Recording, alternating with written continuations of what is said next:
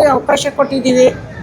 ಅವ್ರಿಗೆಲ್ಲ ನೀವು ಸಿನಿಮಾ ನೋಡೋದ್ರಿಂದ ಒಂದು ಒಳ್ಳೆ ಲೈಫ್ ಆಗುತ್ತೆ. ಅಂದರೆ ನಾವು ಒಂದಿನ ಹೊಸಬ್ರು ಇಲ್ಲೇ ಇದ್ದಾರೆ ನೋಡಿ ನಮ್ಮ ಡೈರೆಕ್ಟ್ರು, ಇವರು ನಿಮ್ಮ ರಾಕಿಂಗ್ ಸ್ಟಾರ್ ಯಶ್ ಅವ್ರಿಗೆ ಇವರು 20 ನಿಮಿಷ ಮೊಗ್ಗಿನ ಮನಸ್ಸಲ್ಲಿ ಚಾನ್ಸ್ ಕೊಟ್ಟಿದ್ದಕ್ಕೆ ಇವತ್ತೊಬ್ಬ ರಾಕಿಂಗ್ ಸ್ಟಾರ್ ಯಶ್ ಆದರು. ಇಲ್ಲ ಅಂದರೆ ನೀವು ರಾಕಿಂಗ್ ಸ್ಟಾರ್ ಯಶ್ ನೋಡೋಕ್ಕೆ ಆಗ್ತಿರ್ಲಿಲ್ಲ. ಆ ಥರ ಒಂದು ಡೈರೆಕ್ಟ್ರು ಇಲ್ಲಿದ್ದಾರೆ.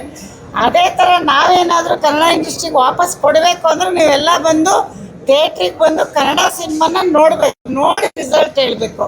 ಆಮೇಲೆ ನೆಗೆಟಿವ್ ಕಮೆಂಟ್ಸ್ಗೆ ತಲೆ ಕೆಡಿಸ್ಕೊಬಿಡಿ. ಯಾವತ್ತೂ ಯಶ್ ಫ್ಯಾಮಿಲಿಯಿಂದ ಆ ಥರ ನೆಗೆಟಿವ್ ಪಿಕ್ಚರ್ ಮಾಡಲ್ಲ. ಮುಂದಿನ ದಿನಗಳಲ್ಲೂ ಒಳ್ಳೆ ಚಿತ್ರ ನಾವು ಇವರು ಎಲ್ಲರೂ ಮಾಡ್ತೀವಿ. ನೀವೆಲ್ಲ ಫಸ್ಟು ಕನ್ನಡ ಚಿತ್ರನ ಥಿಯೇಟ್ರಿಗೆ ಬಂದು ನೋಡಬೇಕು. ಅವ್ರವ್ರ ಭಾಷೆ ಮೇಲೆ ಅಭಿಮಾನ. ನಮ್ಮ ಭಾಷೆ ನೋಡಿ ಮತ್ತು ಎಲ್ಲ ಭಾಷೆನೂ ನೋಡಿ ಬೇಡ ಅನ್ನಲ್ಲ. ಎಲ್ಲ ಕನ್ನಡ ಚಿತ್ರಕ್ಕೆ ಫಸ್ಟು ಪ್ರಿಫರೆನ್ಸ್ ಕೊಟ್ಟು ಆಮೇಲೆ ಬೇರೆ ಭಾಷೆ ನೋಡಿ. ಯಾವಾಗಲೂ ಒಂದು ಒಳ್ಳೆ ಮನಸ್ಸು ಬಂದು ನಾವು ಸಿನಿಮಾ ಮಾಡಿದಾಗ ನೀವು ಬಂದು ನೋಡಲಿಲ್ಲ ಅಂದರೆ ನಮಗೆ ನೆಕ್ಸ್ಟ್ ಹುಮ್ಮಸ್ಸು ಹೊಟ್ಟೋಗ್ಬಿಡುತ್ತೆ. ಅಯ್ಯೋ ಬಿಡಪ್ಪ ಅಂತ. ಬೇರೆಯವ್ರು ನೋಡಿ ಅವ್ರ ಸಿನಿಮಾನ ಎಷ್ಟು ಚೆನ್ನಾಗಿ ನೋಡ್ತಾರೆ, ಹಂಗೂ ನೀವು ಬೆಳೆಸ್ಕೊಳ್ಳಿ.